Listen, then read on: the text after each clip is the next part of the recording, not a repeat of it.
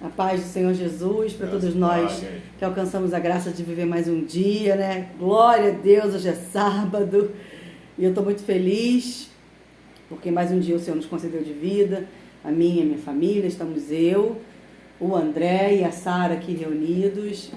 Ali a Sara deu o ar da visita dela hoje, da presença dela.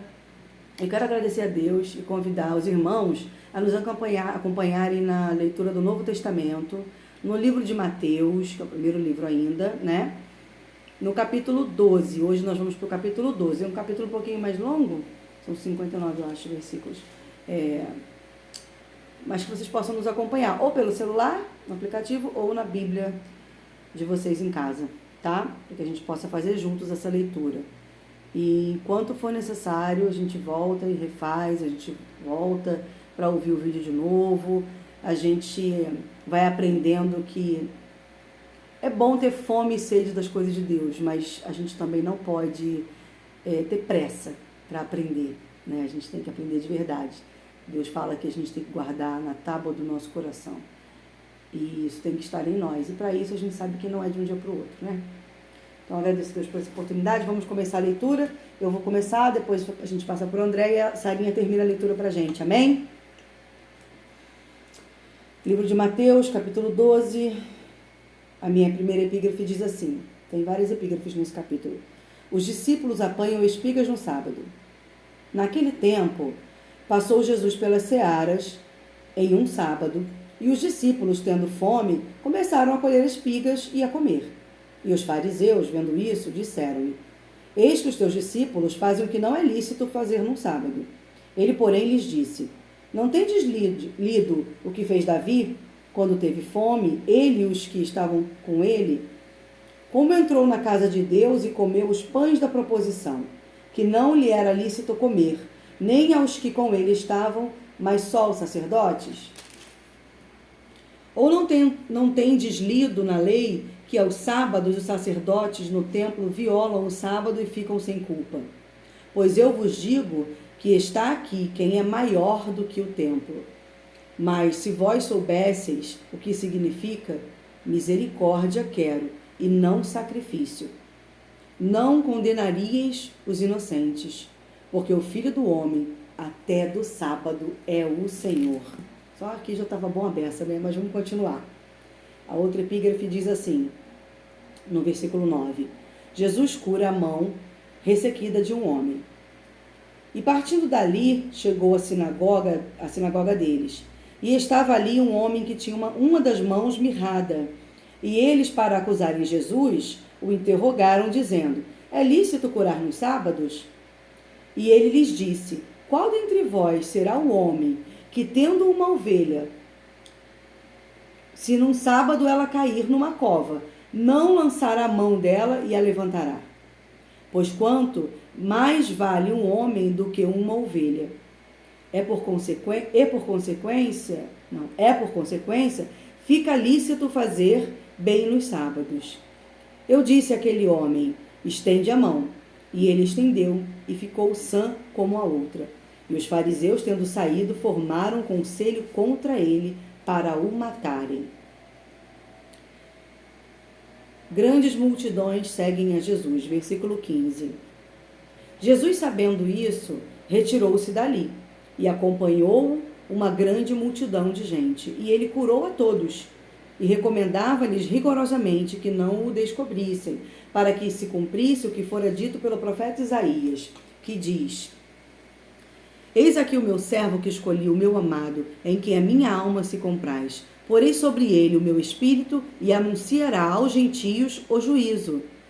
Não contenderá, nem clamará, nem alguém ouvirá pelas ruas a sua voz. Não esmagará a cana quebrada e não apagará o morrão que fumega, até que faça triunfar o juízo. E no seu nome os gentios esperarão. Agora o verso 22, amor. Essa foda. Versículo 22. Jesus e Beelzebul, diz a epígrafe. Então trouxeram a Jesus um endemoniado cego e mudo. Jesus o curou, e o homem passou a falar e ver.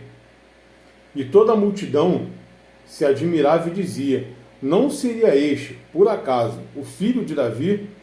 Mas os fariseus, ouvindo isto, diziam: este não expulsa demônios, senão pelo poder de Beelzebu, o maioral dos demônios. Mas Jesus, sabendo que eles pensavam, disse-lhes: todo reino dividido contra si mesmo ficará deserto, e toda cidade ou casa dividida contra si mesmo não subsistirá. Se Satanás expulsa Satanás, está dividido contra si mesmo. Como então o seu reino subsistirá? E se eu expulso os demônios por Beelzebu, por quem os filhos de vocês os expulsaram? Por isso, eles mesmos serão os juízes de vocês.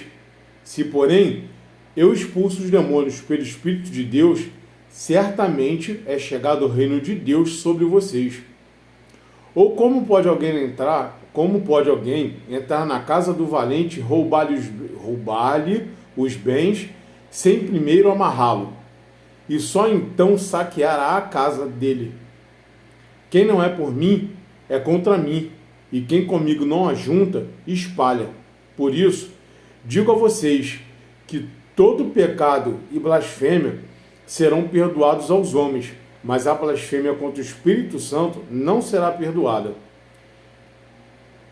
Se alguém disser alguma palavra contra o Filho do Homem, isso lhe será perdoado. Mas se alguém falar contra o Espírito Santo, isso não lhe será perdoado, nem neste mundo, nem no porvir. Segue outra epígrafe no versículo 33. As árvores e os seus frutos. Torne a árvore boa e o seu fruto será bom, ou torne a árvore má e o seu fruto será mau. Porque pelo fruto se reconhece a árvore. Raça de víboras, como vocês podem falar coisas boas sendo maus? Porque a boca fala do que está cheio o coração. A pessoa tira do tesouro bom coisas boas, mas a pessoa má do mau tesouro tira coisas más. Digo a vocês que, no dia do juízo, as pessoas darão conta de toda a palavra inútil que proferirem, porque pelas palavras você será justificado, e pelas suas palavras você será condenado. Verso 38, Sara. Então alguns dos escribas e dos fariseus responderam, dizendo: Mestre, quiséramos ver da tua parte algum sinal. Mas ele lhe respondeu e disse: uma geração má e adúltera pede um sinal, porém não se lhe dará sinal, senão o sinal do profeta Jonas. Pois como Jonas esteve 3 dias e 3 noites no ventre da baleia, assim estará o Filho do Homem 3 dias e 3 noites no coração da terra. Os ninivitas ressurgirão no juízo com esta geração e a condenarão, porque se arrependeram com a pregação de Jonas. E eis que está aqui quem é maior do que Jonas. A rainha do sul se levantará no juízo com esta geração e a condenará, porque veio dos confins da terra para ouvir a sabedoria de Salomão. E eis que está aqui quem é maior do que Salomão. Jesus. E quando o espírito imundo tem saído do homem, anda por lugares áridos, buscando repouso, e não o encontra. Então diz: voltarei para a minha casa, de onde saí. E voltando, acha-a desocupada, varrida e adornada. Então vai e leva consigo outros 7 espíritos piores do que ele. E entrando, habitam ali. E são os últimos atos desse homem piores do que os primeiros. Assim acontecerá também com essa geração má. A mãe e os irmãos de Jesus. E falando ele ainda à multidão, Eis que estavam fora sua mãe e seus irmãos, pretendendo falar-lhe. E disse-lhe alguém: Eis que estão ali fora tua mãe e teus irmãos, que querem falar-te. Ele, porém, respondendo, disse ao que lhe falara: Quem é minha mãe e quem são meus irmãos? E, estendendo a sua mão para os seus discípulos, disse: Eis aqui minha mãe e meus irmãos. Porque qualquer que fizer a vontade de meu Pai que está nos céus, esse é meu irmão e minha irmã e minha mãe. Amém. Obrigada, filho. Você quer fazer algum comentário, amor? Depois? É que eu anotei umas coisinhas aqui. Então, se você não comentar, eu falo. Pode. Ah, então tá bom. Eu sempre faço, né, irmãos, porque eu tenho uma cabeça muito louca. E eu anotei umas coisas para depois eu voltar, né, e meditar na palavra com mais calma. E se puder abençoar alguém, amém. A primeira parte, onde Jesus fala a respeito do Sábado Santo, em que os fariseus estavam mais preocupados em guardar as leis do que cuidar da vida, né, das pessoas, do que se importar com eles. Eu anotei assim: não importa o que eu faço, como eu faço, se para quem eu faço não é Deus. Então, às vezes, a gente está trabalhando, está servindo, está fazendo, está crente que está abafando, né? Aqui, fazendo um monte de coisas, quando, na verdade, talvez para Deus, esse monte de coisas que a gente está fazendo não tem valor.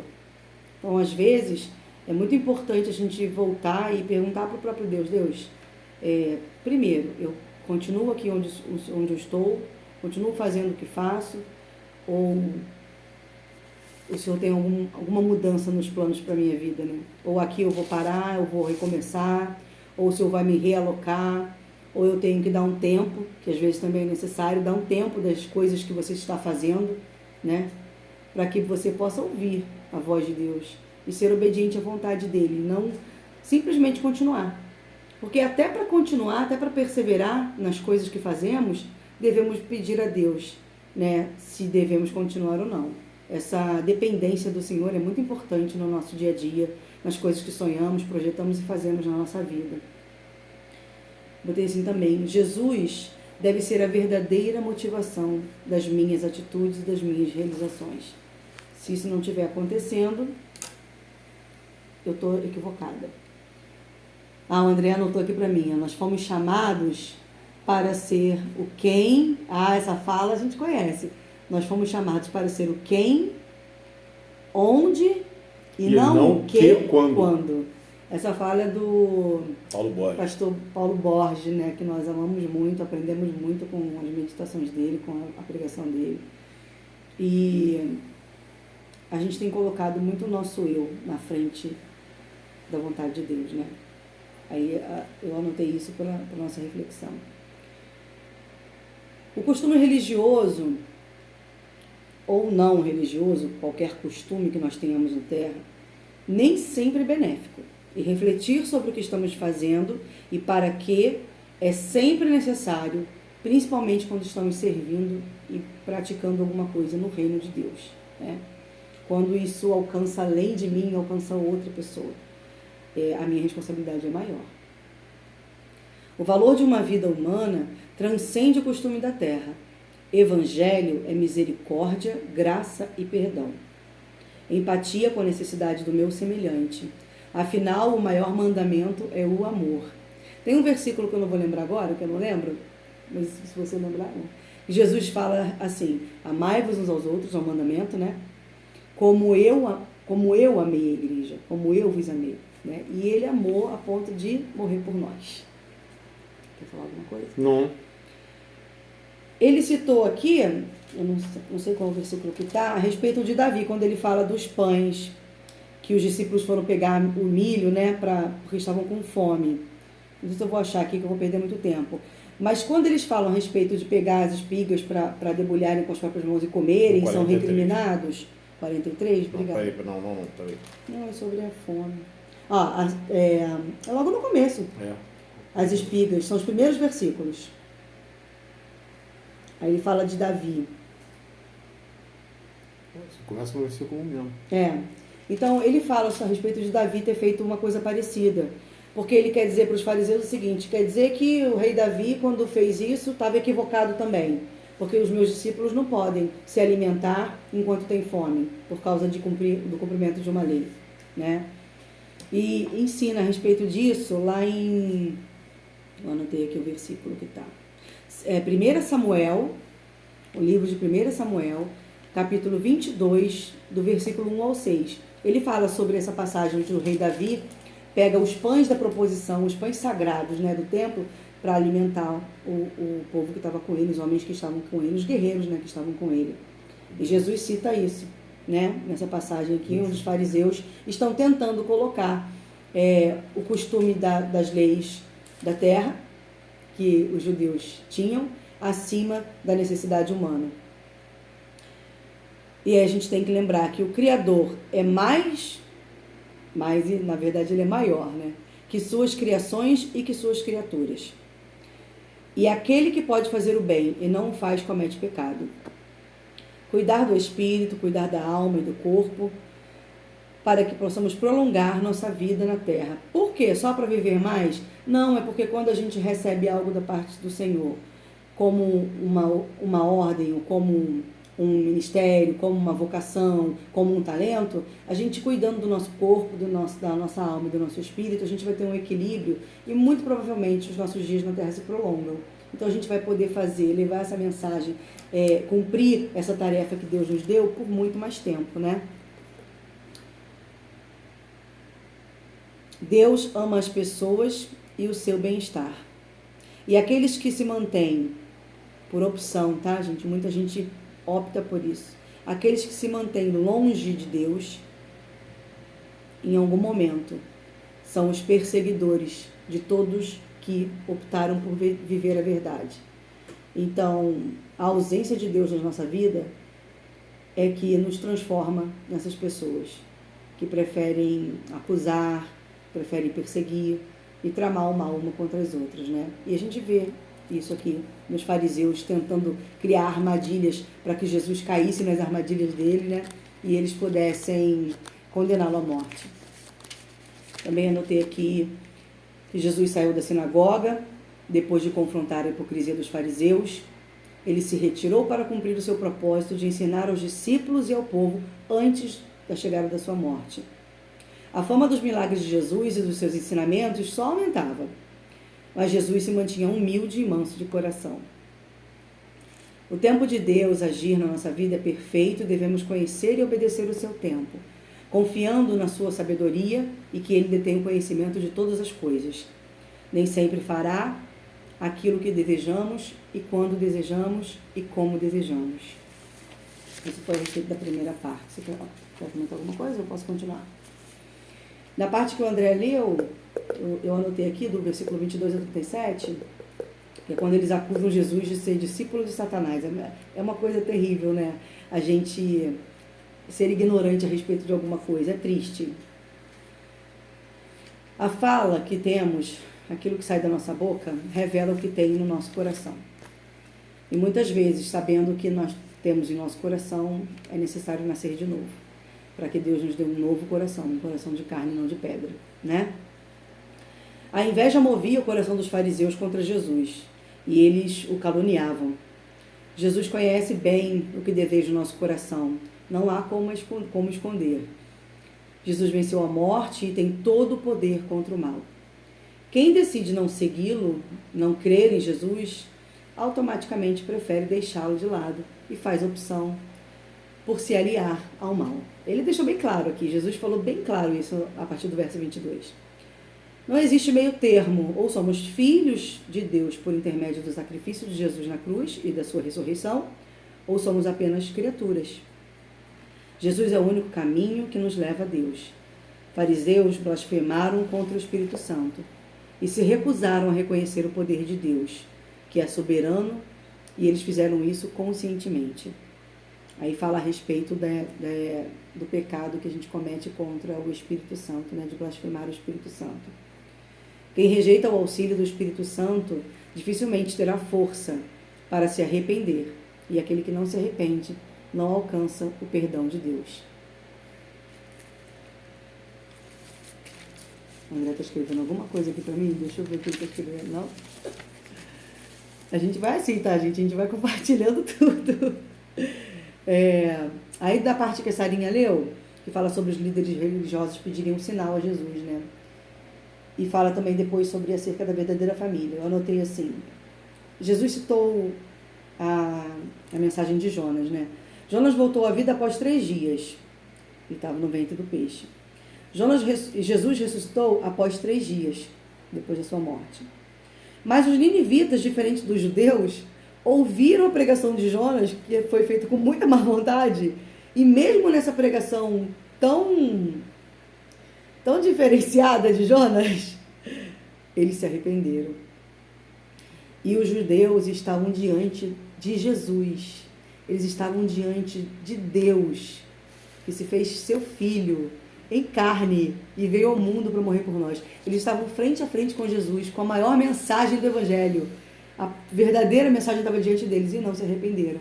E os ninivitas, que eram uma cidade assim, terrivelmente pecadora, longe de Deus, quando Jonas veio com uma breve frase, foi o suficiente para que eles se convertessem e se arrependessem dos pecados deles, né? Então, as pessoas estavam frente a frente com Jesus e não reconheceram o seu amor. Como nós estamos respondendo às verdades que estão diante de nós? Imagina que Jesus está conosco e ele tem uma mensagem que é a verdade, porque ele é o caminho, a verdade e a vida. Como nós hoje, esquecendo lá dos judeus e fariseus da época, como nós hoje, agora, nesse momento, estamos respondendo a essa verdade que Jesus tem nos ensinado. Essa é uma reflexão que eu quero fazer e convido vocês a fazerem também.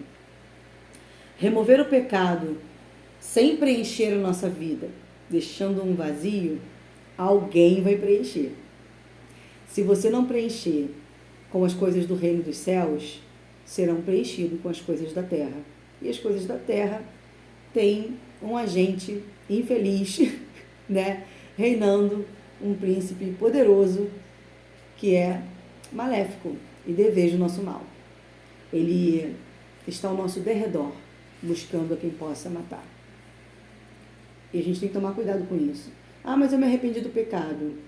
Mas se eu me arrependi do pecado, eu preciso mudar as minhas atitudes, trocar a minha postura, né? Assumir uma nova identidade, uma nova criatura. A marca do arrependimento é justamente essa, é a transformação da postura, da mente.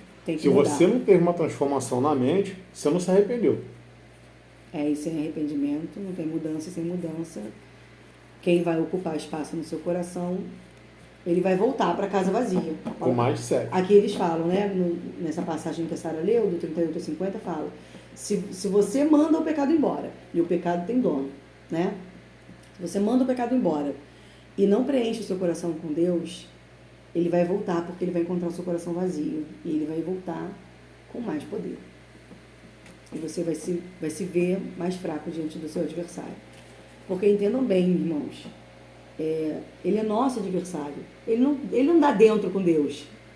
Falando bem claramente, né? Satanás não dá dentro com Deus. Ele é condenado. Mas ele tem atuado com a permissão de Deus, para que a palavra de Deus se cumpra na terra. Ele atua, né, na terra com muito mal, produzindo muito mal, né? E desejando o nosso mal, e tramando o mal contra nós 24 horas por dia. Nós é que temos um adversário. E somos nós que devemos, através do nome de Jesus, enfrentar o nosso adversário. Então, se você sabe que a única maneira de você enfrentar e vencer esse adversário é com Jesus, quando você faz a opção de não estar com Jesus, você sabe que essa guerra você já perdeu, né? Pode falar quem quiser falar, a verdade é essa. Nós só temos a opção, o livre-arbítrio, né? De escolhermos um caminho com Jesus e um caminho sem Ele, né? Deixa eu ver se tem mais alguma coisa aqui para acrescentar. Engraçado é que ele chama aqui, ó. Olha o que ele chama aqui. Qual ó. verso? Aqui no versículo 44. 44. Ele foi, Jesus começou lá na frente falando que ele expulsou, né? Que era um homem mudo e surdo, endemoniado. Aí ele expulsou o demônio. Depois ele vem falando assim, ó, lá no 44, que ele expulsou. E quando o espírito imundo sai de uma pessoa, anda por lugares áridos procurando repouso, porém não conta. Por isso diz, olha o que o espírito imundo diz: voltarei para a minha casa. Ele chama a pessoa que está vazia e sem Deus de casa.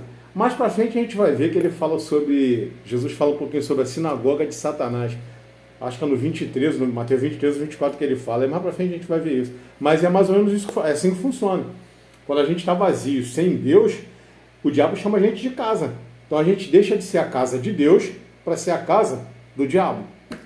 A gente aprende, né, que a gente é o templo de Deus, né? O templo do Espírito Santo. Nós somos a casa do Senhor. É uma verdade, né? A gente... Assim, Jesus está falando assim, não tenta sozinho não, porque sozinho você não consegue. Então eu vim para que vocês tenham vida em abundância. Jesus veio para que a gente possa ser mais que vencedor. Mas a gente só é mais que vencedor em Cristo Jesus. Só nele. Sozinhos somos casa vazia. E o mal, o nosso adversário, não é adversário do nosso Deus Todo-Poderoso, Criador dos céus e da terra, soberano. Ele é nosso adversário. O nosso adversário, quando estamos vazios, nos chama de casa. Primeiro passo, se arrepender. Segundo passo, abandonar a prática do pecado. Foi o que o André falou, mudar de atitude, mudar a postura. Terceiro, preencher a nossa vida com Deus. De todas as coisas, se você puder guardar alguma coisa, guarda isso. Se arrepender, abandonar a prática do pecado e preencher a tua vida com Deus. Eu posso preencher com a leitura da palavra, como a gente está fazendo aqui, né? É tão gostoso aprender, não é verdade? Eu posso fazer isso com as minhas orações, posso oferecer um sacrifício através do jejum para queimar minha carne, para que o Espírito Santo possa ter liberdade na minha vida, porque não é fácil entregar o controle da nossa vida para Deus, né? E o jejum nos ajuda, tá? Tem nos ajudado muito, né, amor? O jejum tem nos ajudado a deixar um pouquinho de lado o nosso controle, aquele controle que a gente acha que tem, que a gente não tem, né? Entregar o controle da nossa vida a Deus. O jejum nos ajuda muito. E a Bíblia ainda fala que há castas de demônios. Castas, né? Um aglomerado dos espíritos malignos do nosso adversário, que só vão partir da nossa vida, só vão sair com jejum e oração. Não subestime as ferramentas que o Senhor deixou para nós. A leitura da Bíblia, a meditação na sua palavra, que é a verdade, o jejum e a oração. E na comunhão, quando a gente está entre irmãos, a gente aprende outras coisas, né, de Deus. Mas o básico do básico do básico, eu estou numa guerra. Eu vivo em guerra. Nós vivemos em guerra. A partir do momento que conhecemos o bem e o mal, a partir do momento que escolhemos a verdade em Cristo Jesus, estamos guerreando. Mesmo que você não veja, mesmo que você ainda não entenda, em algum momento você vai passar a entender, porque a ação do Espírito Santo na nossa vida revela a verdade, e nós vivemos mundos físicos e espirituais, né? São verdades na nossa vida. E a prática do jejum, da oração e da meditação na palavra são as nossas armas. Então, não subestime as armas que o próprio Deus criou e nos entregou. Amém? Vou ficar só por aqui, meu amor. E você? Tudo certo? Tem um ditado que fala assim, mente vazia, oficina do diabo. Gente, o que é uma oficina? Uma oficina de carpintaria, por exemplo. Produz. É uma oficina onde você trabalha, certo?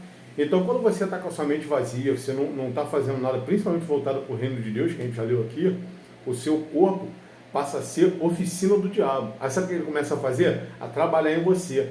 Aí vai botando em você inveja, fofoca, maledicência e outras coisas mais, além das que a gente já viu que são frutos da carne, não do espírito. E a gente começa a atender mais para esse lado. Então, ocupe a sua mente, de preferência com as coisas do reino.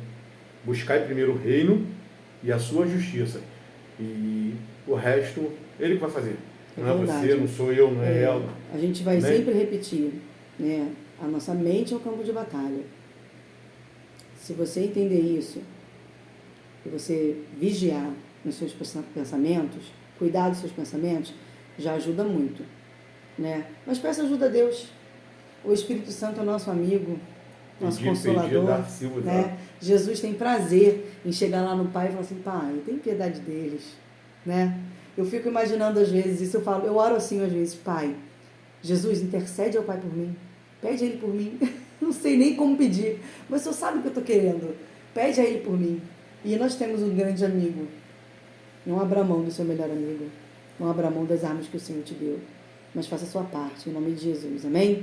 Amém. Bom, quero agradecer a Deus pelo nosso sábado abençoado, agradecer a Deus pela nossa vida, pela nossa família, agradecer a Deus pela vida de vocês que têm nos ajudado com o vídeo, agradecer a Deus pela paciência de quando a gente não consegue fazer na sexta, a gente faz correndo no sábado, mas a gente quer perseverar, né? E Jesus tem nos ensinado muito com essa leitura do Novo Testamento, uma coisa tão simples, né? Fazer um vídeo da leitura, mas o Espírito Santo tem nos ensinado muito com a perseverança, sobre a perseverança, né? Não é fácil, né? Você faz planos, mas Deus é quem sabe de todas as coisas. E a gente tem que se esforçar. Tem que se esforçar para fazer a nossa parte. Tá bom? Um sábado abençoado para todos. Um beijo. Fiquem com Deus.